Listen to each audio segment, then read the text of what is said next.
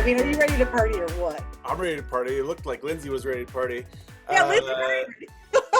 Spoiler. This show you're about to see is called StoryBored. It's a Nest original show. StoryBoard was created when we were trying to think of things we could do to go virtual, and luckily we thought of a crazy idea that's been nothing but fun for the last 4 weeks. We have guest stars on. Rant and I tried it at the very beginning as a beta test with a lot of artists from the Nest Theater, and we've been having guests in from Chicago. We'll have one from New York. We'll have one from Minneapolis. We'll have one from Indianapolis. We have one from Los Angeles. We're going to have ones from Denmark. We're going to have people all over the world jump into this thing. It's exciting, and they tell us a story, and we scramble to illustrate it with words and text and keep up with their story. Our guest star from tonight is an old friend. She is a delight. She is a kind human being. She is a goofball. She has a beautiful voice. She has a lot of great ideas. She is fun to be around. She is a gorgeous lady. She gorgeous girl. She's gorgeous. She was the host of Magic Mike in Las Vegas. She was on Io's Deltones in Chicago, Illinois. She does she writes all kinds of stuff. She writes screenplays and stuff for television, and she's a dear friend. And guess what? Spoiler alert, I'm not going to say more because we have to talk about it later and we're about to start it, but we might be starting a podcast. More on that later. It might be like a big deal, and I know she's going to like it. No big deal. Does she know it? Don't worry about it. Okay. But here's the deal. We're going to bring on one of the loves of our lives, Lyndsay Hailey. Give her a big round of applause. Hey, Lyndsay! Am I here? You're here! Oh, no! Oh, no! Oh, no. Look at her go. Look at her go. Ran out of Listerine. So I'm drinking Tom's Wicked Fresh this Perfect. week. What is going on with mouthwash drinking? How did it evolve to this? She watched Higby's episode, and she knows that she has to drink something. Oh, gross. But I don't know why she does this. It's mouthwash. It's got some alcohol in it. Lyndsay. I dressed up so stark. I didn't want to be outdone, so I'm wearing my tie. Thank you. Thank you for dressing up for the occasion. Have to. Lyndsay, tell us how you're doing out there in Los Angeles. You know, I'm doing all right. I'm just in my bedroom. Yep. With you guys, just my bedroom with a few close friends. I live on a bit of a mountain in a patch of wilderness inside of LA, so I feel very fortunate for that. Yeah. Greenery and a bunch of YouTuber / possibly porn star neighbors. So it's wilderness meets everything that isn't wilderness right on top of each other. That's perfect. I think, like, in crisis, I want to be surrounded by YouTubers and porn stars. That's like what we all are hoping for, right? They're not doing cocaine or sanding their deck. That's all you do. What are we supposed to be doing right now? I mean, Just one of the two. How are you coping? Hey, Lyndsay, what are you like working on right now that you want to share with people? We'll do this at the end too, but just tell us some things that you're excited about right now. I love you for that. And honestly, can we spend a minute on that plug and just do it again? Good. She nice. She fun. She lovely. I was like, I'm only gonna do things with you guys now since that's wow, that was awesome. Yeah, working on a few things with some amazing women, a platform called Let Love Run, which is an improv consciousness platform. So kind of moving into the mystical side of improv openly. And so that just launched its Instagram handle this week with a little thing, a subsidiary little t-shirt thing I've got called Balls to Be Feminine. No big deal. So working with a lot of those hippie energies, out here in California, just proving the stereotypes right. And I got a Q&A with my good friend, Tara DeFrancisco, on May 9th at 6:30 Pacific. I mean, what do I have to say? Like, what do I have to say? Nothing, honestly.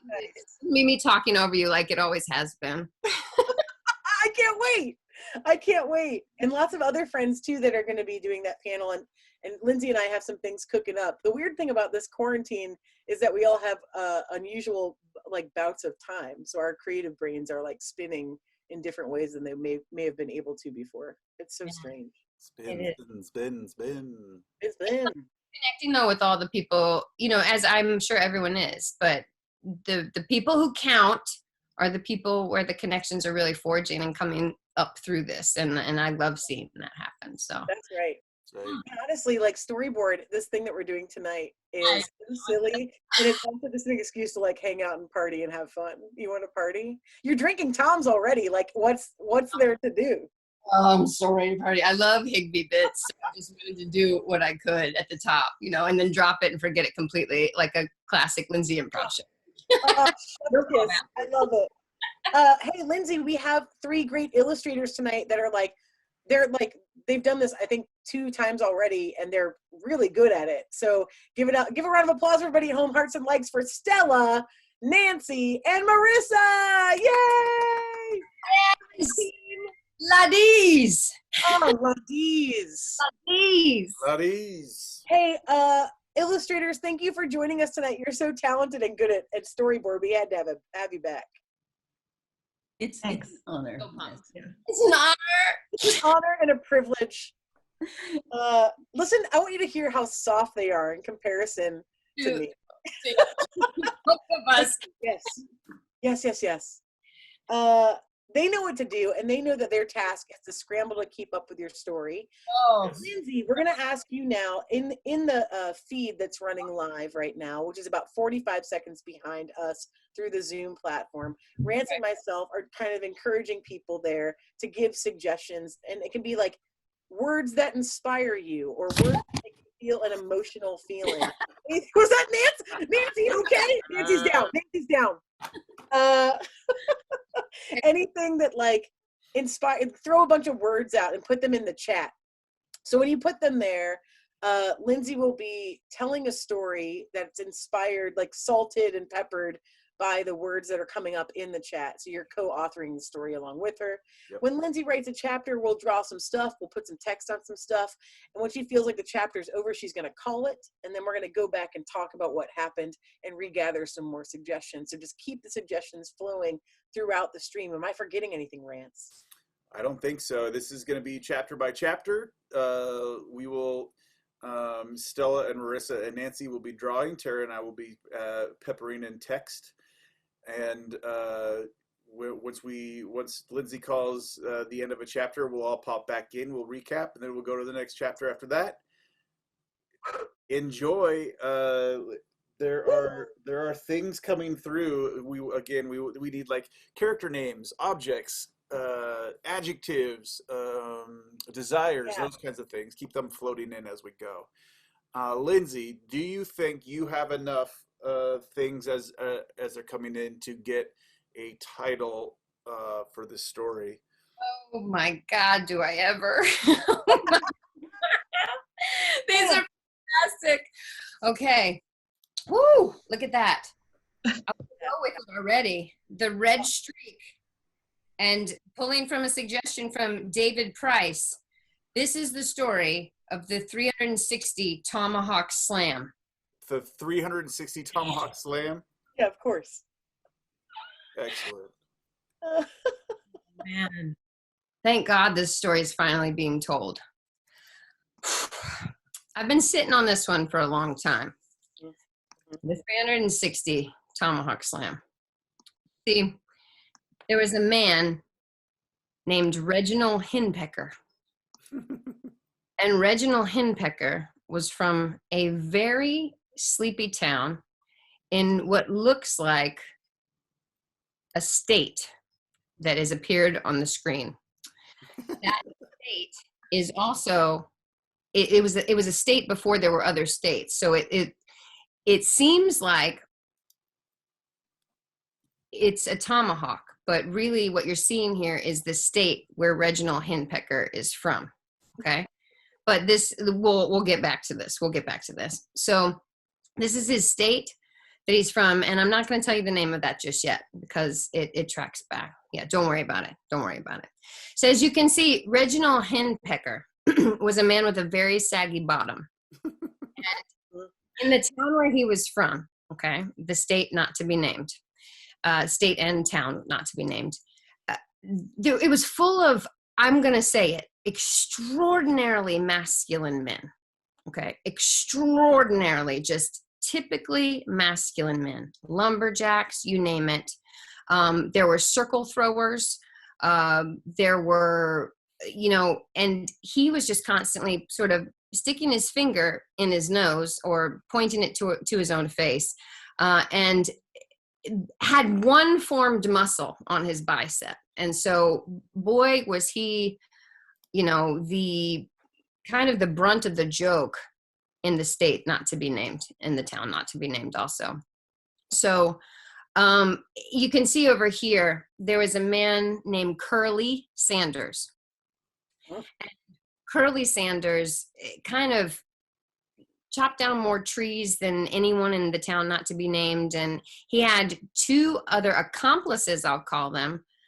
So Curly Sanders, Bearded Bob, and Majority Thornton.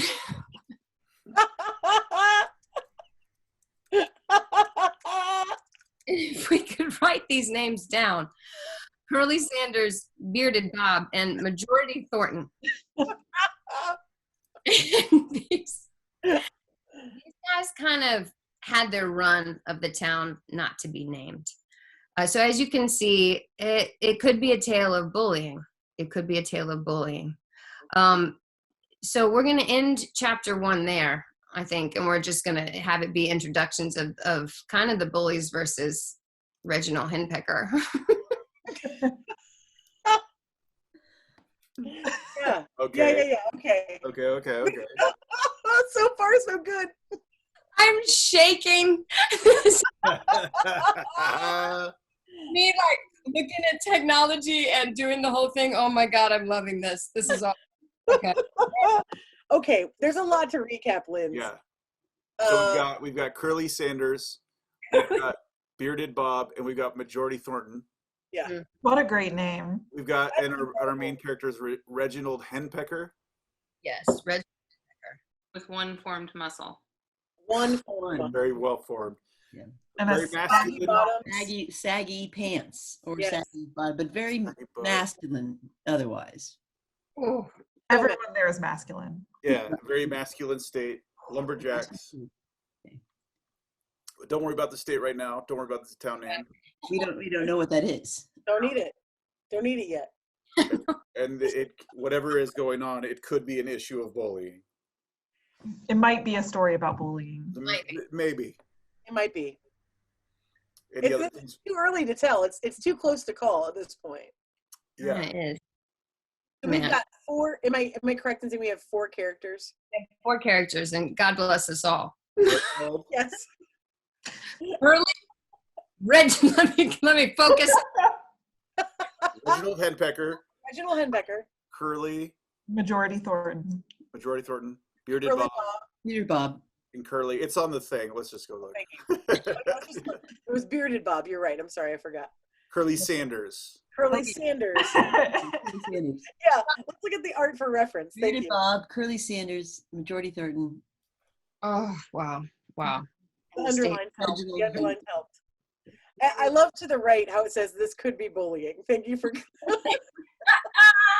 just note that that's a thing. It could be. Yeah. All right.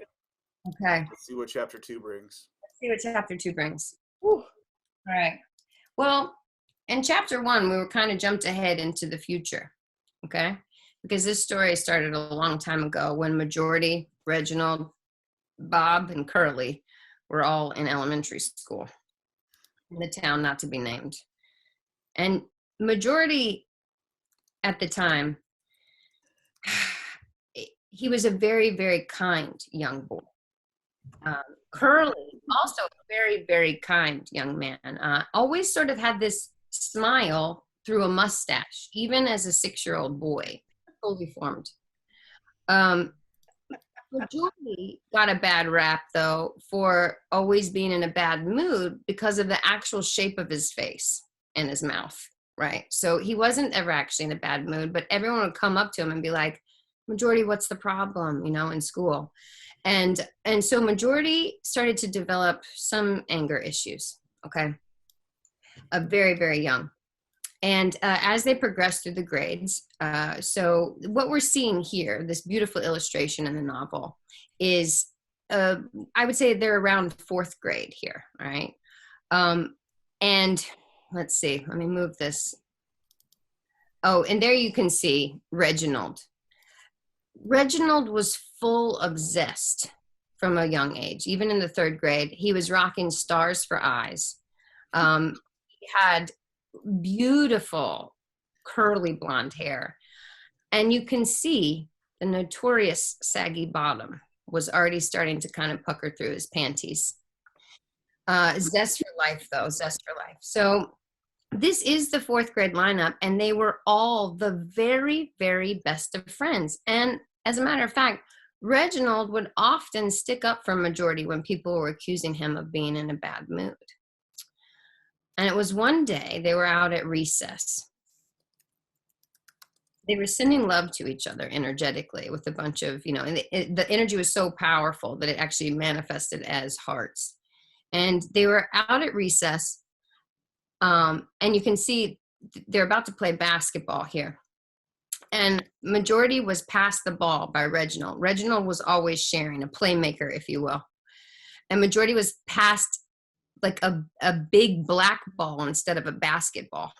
And someone had thrown this to Reginald from the class. We don't know who it was. Maybe it was Steve. I think it was Steve. Mm-hmm. And so Steve had thrown in this sort of like fake ball. And Majority used the black hole ball to go and slam dunk. And it ended up just exploding all over him because it was sort of like, it was an illustration of the Fresh Prince of Bel that exploded.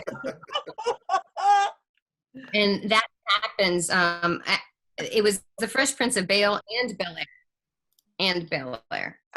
So that, as well as some oil, exploded out of the ball at the same time. And all of the kids in the class started to make fun of Majority. And also, they always thought he was in a bad mood. Well, from that point forward, he really did kind of start being in a bad mood. Curly would always just scream boom, no matter what was going on, whether it was good or bad. Curly just was sort of always just yelling boom, boom, boom. And yeah, there's Steve. We see Steve is over here somewhere. We see him at the bottom. Steve ended up, this is sad, but he ended up dying in a tricycle accident when they were in the 5th grade. And so there we see Steve go away. And that was kind of what he was known for in his life, was just passing the black ball. So essentially, yeah, he no more. Essentially here you see just the precursors to a lot of these relationship developments in the 3rd through 5th grade. This is the 4th grade lineup. And I think that's where we'll stop the chapter 2, the past. Oh my. These illustrations are so good. Yes, very enjoyable. I'm overwhelmed with how good they are. Wow. So Steve, I feel like I missed something about Steve in there. Yeah, I don't know. Steve just popped up through a black ball that wasn't a real ball. And that's all Steve did. I can honestly say I missed something about Steve as well. Passed away. I was working on something else, and I looked down, and Steve had a big orange rectangle over him, so I didn't know. Yeah, he's gone. He's gone. He died in a tricycle accident. Yeah. He's gone. Yeah. It's a classic narrative twist when Steve just disappears. Yeah. Some stranger throws in a black ball that explodes. Because it could have been like an old-timey cartoon bomb. It could have been exploded into the Fresh Prince of Bel Air. Yeah. And Bale and oil at the same time. So that's what happened. But I think it was intended to be like a Carrie-esque like prank initially. And I don't think Steve exactly the repercussions. That's a serious level. The Carrie prank is like, that's pretty big. Pretty big. Carrie pranks are very big. Very big. With Carrie pranks. Show some respect I'm seeing on the thread. Show some respect. It does. I love seeing the thread come through, the suggestions come through. Also, that Fresh Prince of Bale was definitely said on the thread. So congrats, Lyndsay, Good work. for the integrity. I did, and then it was corrected as well. So I wanted to handle both if possible, but to have that be what was coming out of the ball, I challenged myself with that before looking down, and Thank you Great. for That the was challenge. perfect. Yeah. it's like that's what I'm reading right now, so that's fine. Was playing a little bit of blind line with myself. Perfect. Okay, so we're gonna kind of pick up on the basketball court again, all right? But this is in 5th grade. It's chapter 3. All right. Less pass, exactly. So we're back on the court. Majority, his temperament has continued to sour. He's a year older, a little wiser. And this is where the tomahawk slam was initiated. Whoa. So all 4 of the guys are on the court. As you know, Reginald, Curly, Bob, and Majority. And this is so nice. See, you can see here that Reginald still has his starry eyes, but he's shared his clothing. He's starting to share his clothes with Majority. So they're starting to swap clothes and share clothes, and you can see he still has the one very developed bicep. So they're initially playing this round with the basketball, and they're trying to all encourage Majority because of the big black hole incident. And he hadn't wanted to touch a basketball since the big prank. Come on, Majority, they all screamed. And this was a town also where there was some pollutants in the water. So people were sort of being born and their bodies were a little bit malformed. So it was difficult in general to play basketball. Some of them only had 4 fingers. And as you can see, Majority had very, very pointy fingers. So it just took a lot of encouragement. And again, Reginald is still Majority's best friend in this moment. And so Reginald passes Majority the actual basketball, and he's sending him love again, because that's what Reginald would do. And so, yeah, the kid, you're moving with your auntie and uncle in Bel Air. They were singing. They didn't even know, because this is pre-Fresh Prince of Bel Air, but it is said that one of the other students in the class went on to become the writer of that show. So they would chant this, like, you're moving in with your auntie and uncle in Bel Air, which, as you know, the Fresh Prince of Bel Air songs. They would sort of sing that as like a team chant while they're playing. So they passed Majority the ball. And Majority, is kind of self-defeated, but he's dribbling. And he's also starting to grow a mustache similar to Curly at this point. So it was weird. It's like when he got the ball, or the people on his team trusted him enough, he started to spurt facial hair. So anyways, moving back to the ball. He gets the ball in his hand, and he shoots and he scores. And, that became the nightmare on my street. They started chanting back and forth. He shot and he scored. And just the 2 of us, we can make it if we try. These are sort of like just the things that the team would just back and forth be saying to each other. You get it. Lots of camaraderie on the court. Well, instantly Majority starts to feel better about his self-confidence and everything. And Reginald, you can see his biceps a little bit formed, but when Majority got more confident, Reginald's bicep would grow. And just a sidebar fact that I'm picking up from the thread here is that one of the members of the class became the writer of the Fresh Prince of Bel Air, but the other one became the founder of the Dollar Shave Club. So one of the other classmates.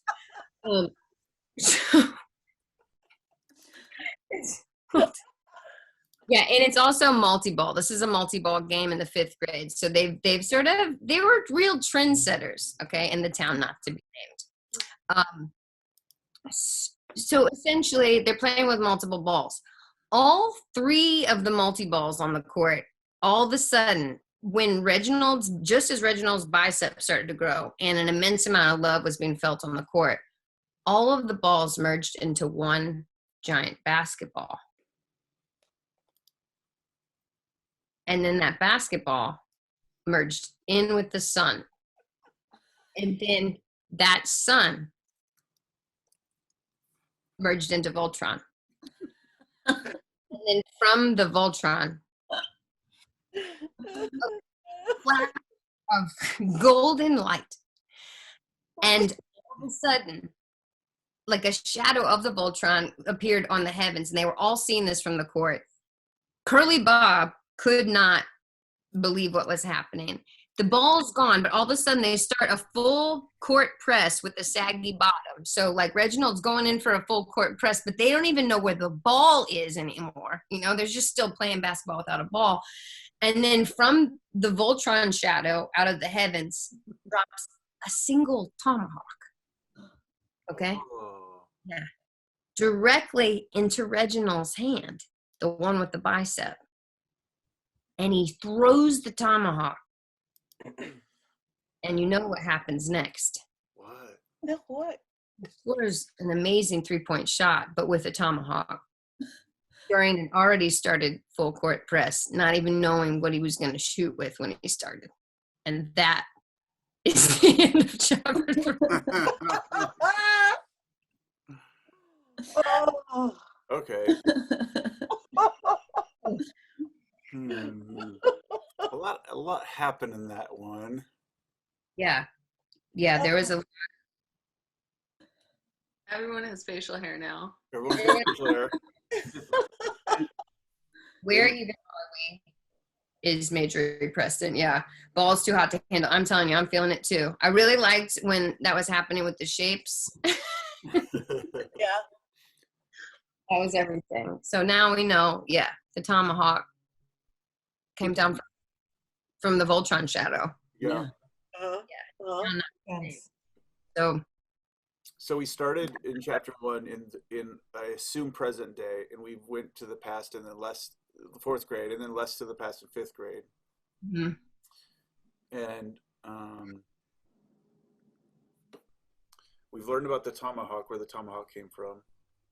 Yeah. Still, I don't know. Do we know the state? Do we know the city that they're from yet? Have we learned that? We don't know that. No. We know that Major's still, kind of angry. Mm-hmm. Yeah. I'm forgetting his last name already. Majority Thornton. Yeah. Majority Thornton. Majority Thornton. Thank you. Majority There we go. Curly Sanders, Bearded Bob. Really Yes. Thank you. Anytime anyone wants to say these over and over again. It might not be a story about bullying yet. Yeah, I maybe know. not. Maybe not. Right? There seems to be a lot of camaraderie. Seems to be camaraderie so Yeah. far. But I guess we're going to find out Yeah, the biceps. in chapter. Who knows? Yeah, it's Steve. Yeah, Steve is Oh my God. He was dead. still dead. Yeah, Steve's dead. Still dead. Okay. Chapter money. Money chapter. This is the money chapter. We're all going to come together. Chapter money. So we've given you the details about their entire relationship. Oh, but now we need to backtrack a little bit and tell you about Steve. Question mark. So Steve, back to the post. Please. The post. The post. Post. Back to the post. Everyone thought Steve was a bit of a mysterious character. Okay. Oh, these are Steve's body pieces.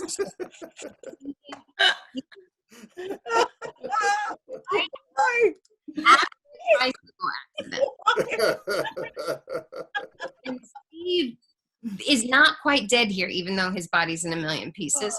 And so you can see him questioning, am I alive? Am I dead? Am I alive? Am I dead?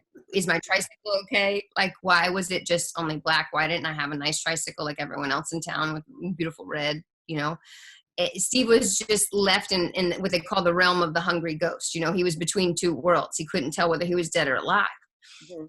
There you see his hand, and Steve was one of the members of the community in the town, not to be named, that had 5 very odd fingers because of the water. And so, you know, here Steve lies. He feels very much alive, right? But, you know, he's sensing that, you know, he walks back home to his house, and he's sensing that everyone's mourning, and he kind of figures out after a while that he's dead. But he still had all of these abilities from this dimension. So he's able to sort of like hang out in this dimension and multiple other dimensions. So yes, he's a master of the realm of the hungry ghost. So it's from here that Steve got the black ball from this dimension of reality, right? So you can see Steve there in the realm of the hungry ghost. He has a bit more of an adult form. And he's very, very hungry because it is true what they say about that realm.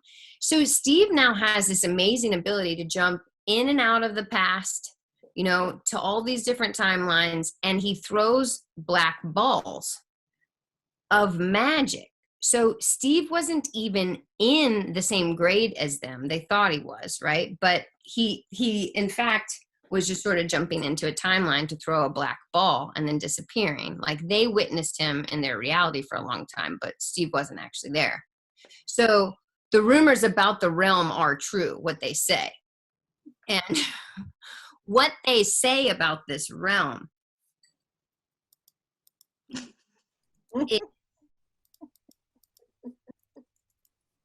that there's a ton of tricycles in space and a lot of black magic, right? You can see this black magic is just kind of everywhere in this realm. So Steve comes here when he wants to actually infuse a situation with a bunch of magic, and then he'll just go and throw one of these black balls into the scene, right? In a timeline with people that he cares very much about. So what we've learned here is that Steve must be a big fan of these 4 fellas, because he bothered to go into the realm of the hungry ghost to get one of these black magic balls and to sort of help these guys on the court. And that is the money chapter with Steve. Back to the palace. Money chapter with Steve. Back to the post. Back to the post. Back to the post. The rumors are true. True about that realm. The rumors are true. Thank you, Black Ball. I got from the Black Black Ball. Ball. Thank you, Black Ball. Indeed. Whew. You are like, you've covered so much ground.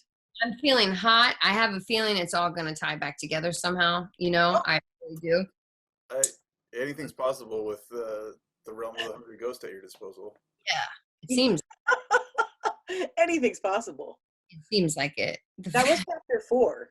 That was only chapter 4, you guys. There's chapter 4. There's more to go. There's more to go. I mean, look, who knows how long this story is? Who knows? Back to the post. Back to the post. Is this Game of Thrones? How many books are there? Who knows? Right. So now we're going to go back to the 5th grade again. Not to the Poust, but to the present Poust. Mm-hmm. So if you remember, where we left off was the tomahawk. And what happened in this moment was kind of the opposite of what Steve was hoping would happen. So Reginald, again, the love that was felt between Reginald and Majority was actually the thing that ignited the magic powers from the black hole that had been, the black ball that had been thrown into their lives years before. So that was a black ball that was there, but it gets activated by a certain feeling. And that was the feeling that Reginald was having for Majority. And so that's what enacted the tomahawk, but no one knew what was happening yet. And so the guys just sort of sat on the court because the tomahawk slam was so powerful, right? That essentially the net, you can see, it was no longer, it like completely went straight. There was no longer any cross hatching on the net. Like it changed the strings in the net. Majority's mustache, which was once curly like Curly's, went completely straight. And Curly's mustache, started to form and get a bit curly. It was all kind of events of the energy from the big tomahawk slam. And you can see Reginald's saggy bottom here is lifting a bit, and his biceps are getting bigger. So the guys are all of a sudden afraid of Reginald because it's their perception that he has just all of these powers, and they can see this one bicep on him that has formed before any of their other muscles. And what is absolutely love is unfortunately mistaken early for control and power. So Majority and that dude is scary is what Majority was saying. We're so masculine, we can't handle love, is what Curly started saying. And I can't wait to hear what Bob was saying. Bob was saying, where's my mouth? Oh, here it is. I've got a mouth now. And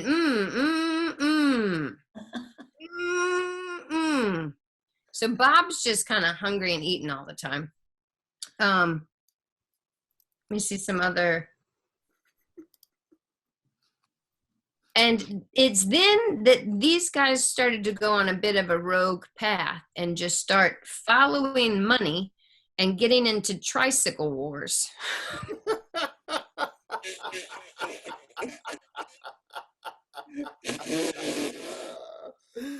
What? And the final sentence of this chapter is, that's what happens as the corner turns. So, story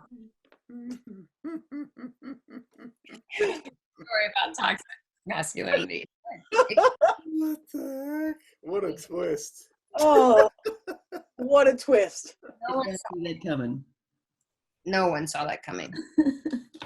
I have so many questions about so many things I'm learning about tonight, like the realm and tricycle wars, and there's just a lot. There's a lot to unpack.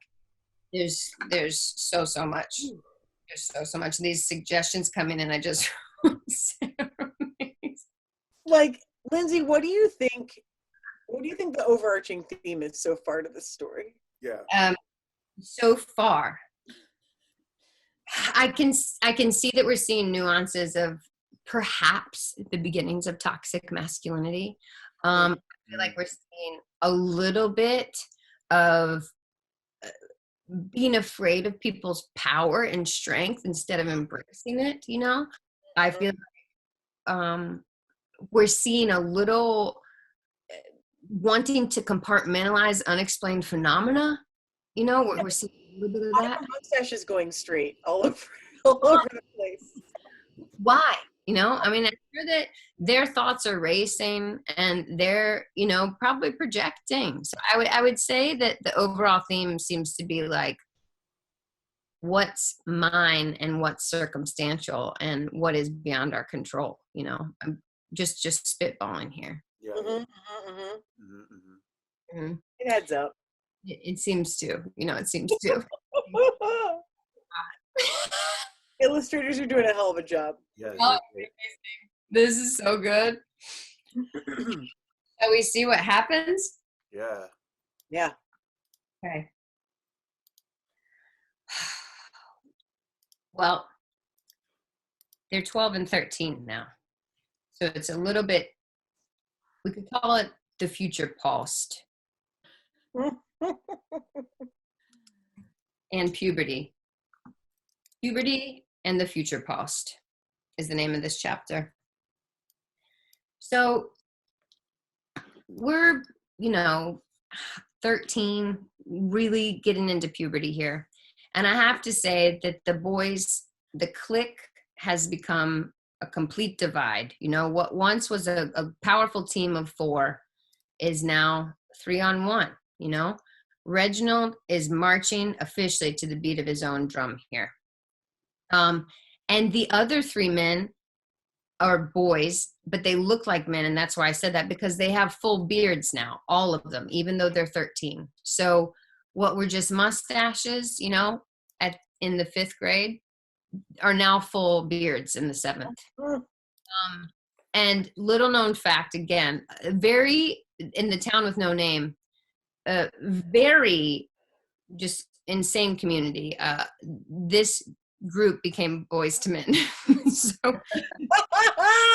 neither here nor there. But you can see Reginald's bicep is getting pretty large here at this time, and it's causing a chasm even greater than already existed. So the bullying becomes somewhat profound here. And it is also a very smelly time. So they're developing beards, but Reginald is gaining some superpowers, you know, because he's really harnessing his own love energy, and it's creating quite a smell that no one else knows what to do with. And the bullies are also very smelly. The bullies, so basically just the whole place just stinks. Some with love-oriented bad smells and some with bully bad smells. So really getting into puberty here. You can see that just because smells abound. The water contained an insane amount of hormones in the town that shall not be named. And so it could be that the saggy bottom and the bicep not only are from the superpowers of what was administered by Steve and the Voltron, but also perhaps just the straight up hormones in the water. So you can see that these shadows, these green shadows, are also looming here over Curly and Bob, and those aren't just the smell shadows. That's actually the essence of the Voltron still, and the realm of the hungry ghosts, because they're not harnessing their love energy yet. And so until they do, they're going to be followed by this sort of green cloud. Smells plus it's like the Voltron. Here's the deal. Reginald is just beaming. He can do basically everything, right? He can sing, he can dance. It's like a light follows him wherever he goes. Obviously, his eyes are made of stars. And no one can forget about the tomahawk toss. And everyone still talks about it.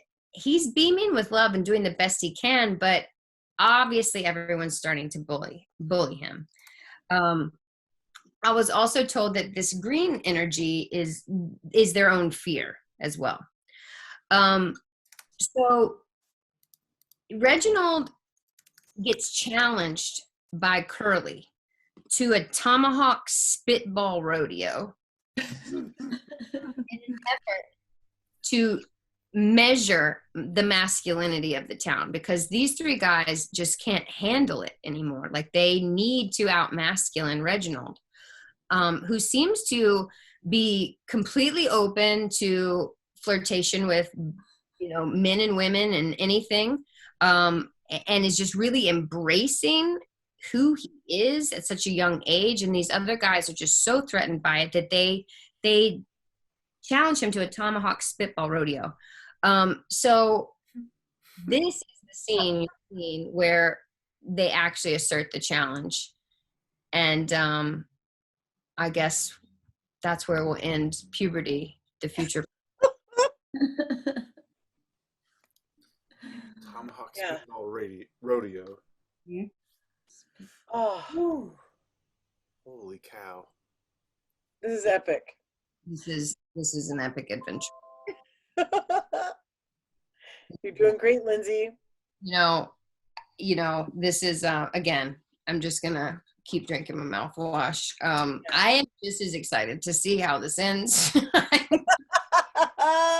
can say it? Seems like an epic build up to this. Yeah, are you taking us there? Who knows? Football rodeo. Can't No. stop the radio. Didn't write the book. I'm just here reading it. Fair enough. Yeah, it's not your responsibility, that's for sure. Not mine. Oh my God, that's art. Wow. So, it's the day of the Tomahawk Spitball Rodeo.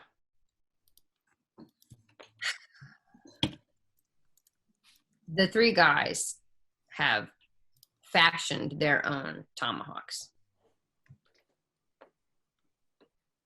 And Reginald shows up without a tomahawk because, he didn't, last time this happened, one just manifested.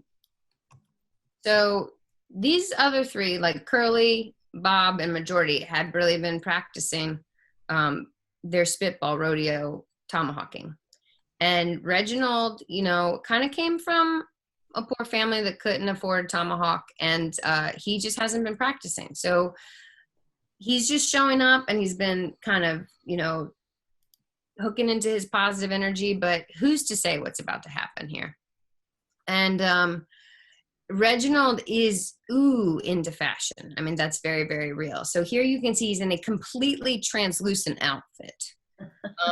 No one knows how he's doing. And so all the other guys are wearing colors. But here Reginald, again, with his starry eyes, just shows up and is so incredible that it's spiking more hatred from the three fellas. This is also taking place at the OK Corral, okay? Not to be named.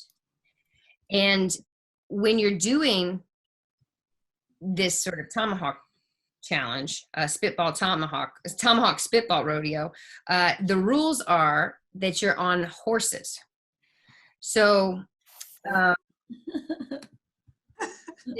townspeople in the town not to be named also heard about this, and to be honest, when all of the adults in the town should not be condoning this, they did, and they all kind of came out to watch. And again, they've always looked like fully grown men, but this is basically just great. So the horses drink from the water as well. And it's been no easier on their horse systems than it was on people's body parts. So the guys are chanting a new chant now. We are the Goon Squad and we're coming to town, beep, beep. We're the Goon Squad and we're coming to town, beep, beep. So they would kind of say this to try to intimidate, our dear friend Reginald, and no intimidation to be had. So here again are the rules. You must be on horses. That's it. All right. You must be on horses. So the guys all mount up and we're about to see what happens in the Tomahawk Rodeo Challenge. And I'll end chapter 7 there. Oh, no. Oh. I think it's important that we all note that once this book led us to believe there were going to be a lot of rules about what happened, and the only rule is that there has to be horses. It's got to be on a horse. You got to be on a horse. That's the only. Those horses look good. The horses Yeah, were really good looking horses. That horse was so long. That was one long horse. That was one long horse. But I mean, there's a lot of people that need to be on it. Yeah. So Yeah. it's kind of fortunate that it was that long. wow, right. Fortunate. That's epic. I feel a big it's a big cliffhanger, and I feel a big climax coming. I feel it coming too. I really do. So let's get into it because it's the Tomahawk Spitball Rodeo, everybody. They're on their horses. Chapter 8. Yep. It's the Tomahawk Spitball Rodeo. Everybody. You can hear the different people in the crowd now because the whole town, not to be named, okay, is just crowded around the Tomahawk Spitball Rodeo. And you can hear people saying these different things. Beer for my horses. Tall poppies get tomahawked. Shaky hands, shaky voices. Saggy bottom always wins. Saggy bottom always wins. Like they just keep chanting that. And you know, some people are marbling from the crowd. He doesn't like to brag because Reginald doesn't. So they were speaking about Reginald. And you can see that the horses, when their own testosterone sort of gets going and they're about to face competition, their eyes go crazy in the town.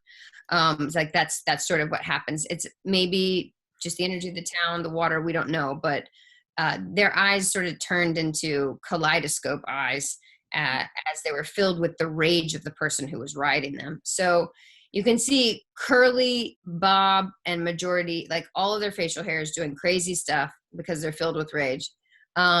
I'm different. All the chants are directly from suggestions, clearly. So here we go. Reginald, you can see, is on a massively long horse. And it is just riding around, no tomahawk. You can see there's no tomahawk in his hand still. And he's riding around. And the goal here is apparently to who can ever throw their tomahawk the hardest and spit a fireball is going to win. And these were these were the rules issued. So essentially, they're all sort of riding around not knowing if they're going to spit balls, you know, if they're going to be able to spit fire or if Reginald's going to get a tomahawk. And Reginald is actually the horse, I was told, it's a dachshund, so it's a wiener horse. He's at a slight disadvantage because the other horses are normal sized horses, and this is actually a horse that is the size of a wiener dog. So he doesn't seem to be worried, though. He's still got starry eyes, and he's doing his best. So anyways, they're all riding around, right? And then nothing is happening. They're getting wisps of fire in their mouth. Like you can see the heat happening. You can see certain just regular normal spitballs are happening, but nothing else going on. And then all of a sudden, out of nowhere, it's the return of the hungry ghost. And so they must be just cultivating this energy, but they're missing one key ingredient again. They weren't working together. And then you see, here Steve comes. I'm back, he says, and he has three black balls, right? And he hits Curly in the head with one. He hits Bob in the head with one. And you guessed it, he hit Majority in the head with one. Majority falls off of his horse. And it's as if he's rattled back into remembering that he's been in love with Reginald the whole time. Oh my God. Falling and hitting his head killed him. And then from his own near-death experience with Reginald, Reginald can feel it. Something is happening, you know, and then love, and then his bicep is starting to grow like its own heart. Right of that, like all of a sudden, again, a tomahawk flies into Reginald's bicep hand. Oh, no. Okay. And it's if it's being wielded by a power that Reginald can't control. And Reginald launches the tomahawk directly at Majority. He's laying on the ground just after his near-death experience. Right?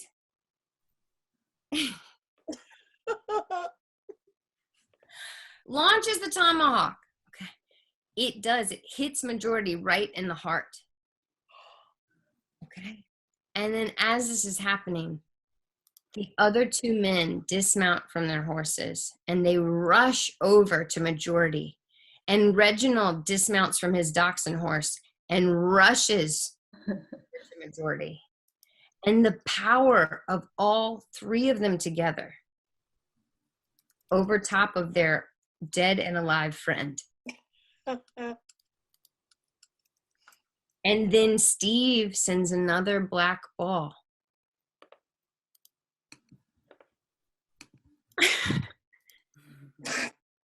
All of a sudden, the entire screen is engulfed by a bright black hole. Oh. It's all I have. They hear a voice. It is all I have. Black hole sun, won't you come? And what the town to not be named is seeing, and what is happening for these four souls who have come together, are two very different things at this point. What the town not to be named sees is four men starting to levitate and spin together in a 360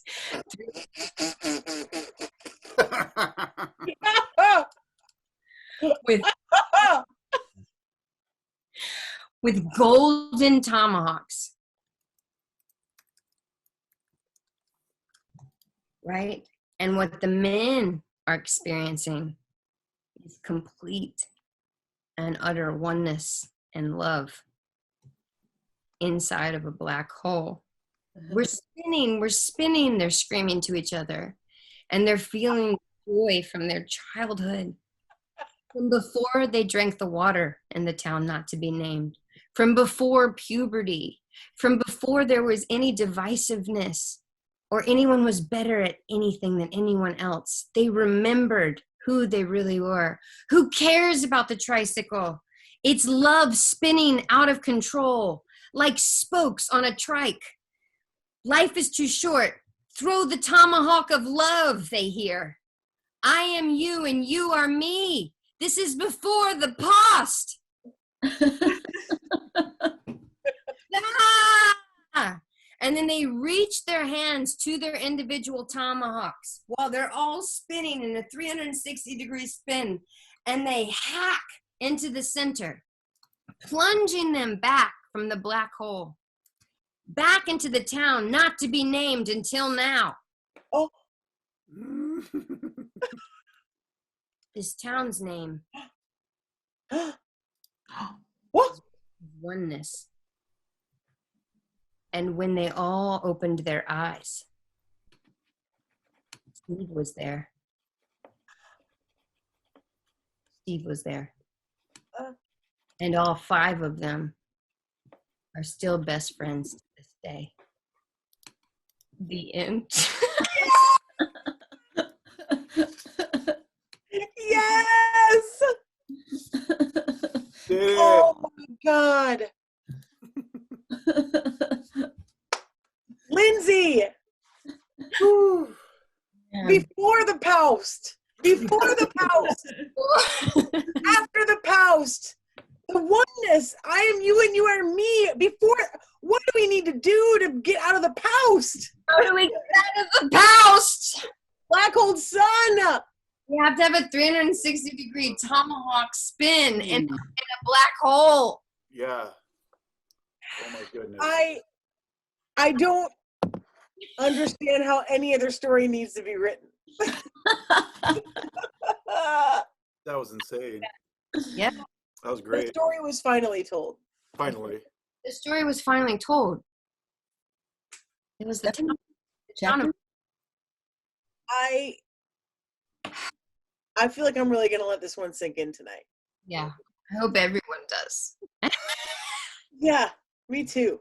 Across the world, whoever's watching, like, really just get a cup of tea, sit down, think about the pouse that you've led. Yes. Mm-hmm. Think about if there's anyone you can swirl into a glorious spinning vortex with. Reinvent your post.